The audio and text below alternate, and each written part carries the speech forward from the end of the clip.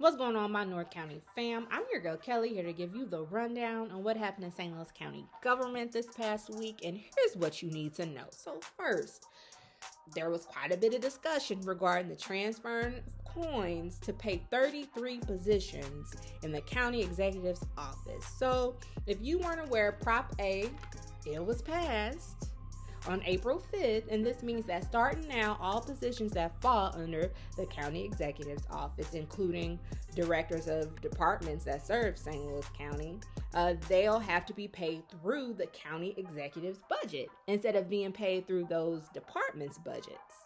And so with this coming into full effect, now currently the county executive's office, so those folks that fall under his office, they are being paid through the county executive's budget. However, in the budget, it ain't account for these coins. So to solve this issue, there's a bill that's been introduced that will transfer $3.1 million to the county executive's budget to make sure those folks get their coins for the rest of the year. Now, I want this to be known, this ain't no new money. So this $3.1 million, it already exists. It's just a matter of moving it from one place to the other so folks can get their ducats. So again, this discussion, it includes not only obviously the county council, but it also includes St. Louis County's budget director, Paul Kreeler.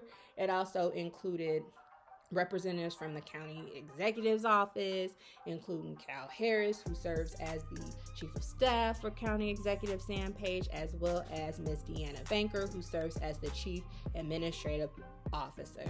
So, there was quite a bit of back and forth around really looking at and seeing, some of these positions, the ones that are vacant, are they necessary? And if they're not, maybe utilizing those resources and directing them or redirecting them to another department within St. Louis County, like Department of Transportation, Department of Public Works, where they're in dire need of increasing their budget so that they can provide those much needed services to St. Louis County residents. And so time is ticking a little bit though, because if this legislation ain't passed, y'all, then the county executive's budget will run out of money, and if you ain't got money to pay the people, then the people have to go. So what was the final verdict with this bill? So again, this bill, it was on the perfection order of business during the actual county council meeting this past Tuesday, and it was held. So to be continued, y'all. The second thing you need to know, the county council discussed legislation that was also on the perfection order of business that, if passed, would let y'all, the voters, decide to change the charter regarding appointments made by the county executive. So if passed, and if the voters approve it, any county executive's appointment, so this includes the directors of the departments in St. Louis County government, so anybody the county executive appoints, they'd have to be approved by the county council within 60 days of their appointment. And if they ain't approved by the county council, then those folks will have to bounce. And then they have to start the whole process all over again until that position is filled. So Councilwoman Dunaway, she wasn't checking for it at all, point blank, period. Councilman Trachis, he wasn't checking for the language in the bill. He said the bill, it was well intended, but has some unintended consequences. So what are these unintended consequences, you ask? So let's say you go through the process of applying for this job, right? So you fill out the long application, because them applications be long online. You fill it out, the people, whoever, they like you. So you go to the next stage of getting the interview, and you may have to go through multiple interviews. So you pass that stage, and then you get the job. And then once you get the job, though, that within 2 months, if these other folks don't approve you, you're going to have to find another job. Who's going to go through that entire process? Absolutely nobody. That's who. And so that's what Councilman Trachis is saying. He's like, we need to change this bill, the language in this bill, and this process to make sure that we don't scare away or deter legit people that are quality and that would make great department heads or whomever to serve St. Louis County residents. So Councilman Fish, who sponsored the bill, this is what he had to say. I couldn't agree more, Councilman Tracus. The system of checks and balances in county government was developed to ensure that no one branch of government would become too powerful. The framers of the U.S. Constitution built a system that divides power between the three branches of the government: legislative, executive, and judicial, and it includes various limits and controls on the powers of each branch. This is exactly what the St. Louis County Charter does. These checks and balances were designed to guard against tyranny by ensuring that no branch would grab too much power. As we prepare to vote for the first time on Bill 130, I ask, are we, the St. Louis County Council, the legislative body of this government, or are we merely a rubber stamp for the executive branch? I highly recommend a vote in favor of this bill that will allow the people of this county to decide. Thank you, Madam Chair. So what was the final verdict? So Councilwoman Webb, she facilitated a little a little dialogue between Councilman Tracus and Councilman Fitch, who said that they'll work together on making some tweaks to the language. And ultimately, that bill, it was perfected.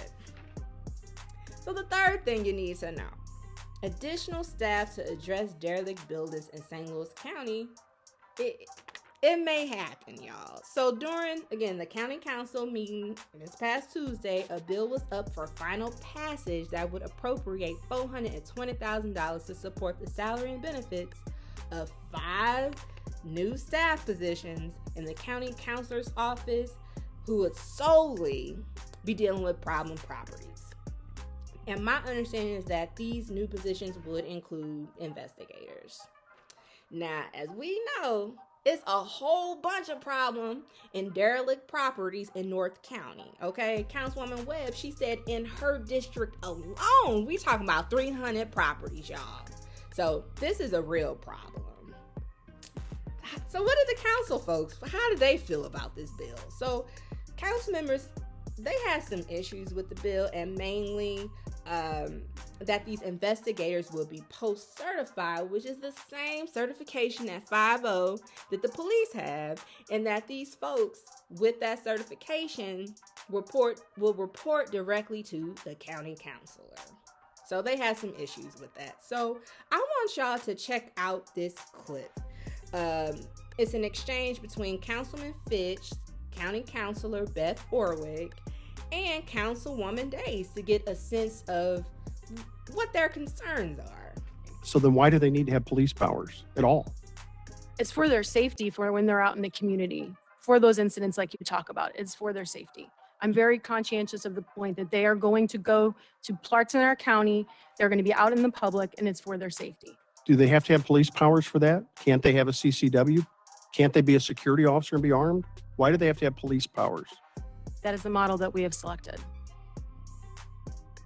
And you understand all the bad things that can happen? Yes, sir.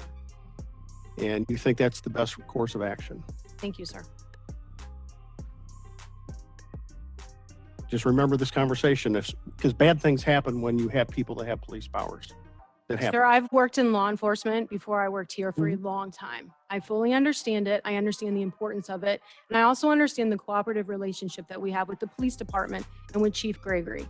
We are not taking this lightly. This has been thought through, and I appreciate your concern. I would love to have this conversation and continue and get your perspective, offline. I would love to do that. But we're getting ready to vote on it, so offline will be too late. So I'm willing to continue that conversation. Thank you, sir. So why wouldn't you just go to Chief Gregory and say, I'd like to have an officer from your department assigned to my office to do this work? Why wouldn't you do that? And that way they're completely under control, have to follow the policies of the department instead of yours. When there's no... That is another option. For lots of reasons, I also know that there are police officers there's lots of options. That is definitely something I can look at for the future. This is the model that we've selected for now. Okay. Well, let me just say that a lot of that gives me pause because I will tell you that as we're talking to different police officers and the kinds of things that are happening in this country, this really gives me pause. I'm going to be very honest with you about that. And so having who's going to be interviewing this person to make sure that they are of sound mind and body to be able to carry a weapon, who's going to do all of that kind of. That's part of the post certification, and that's part of the deputization. Well, you know, but what we have to understand, Madam, you know how many police officers are post certified and have still gotten into trouble? A lot. So y'all, they continued going back and forth over this for a minute. So what was the final verdict? Because again, this was up for final passage.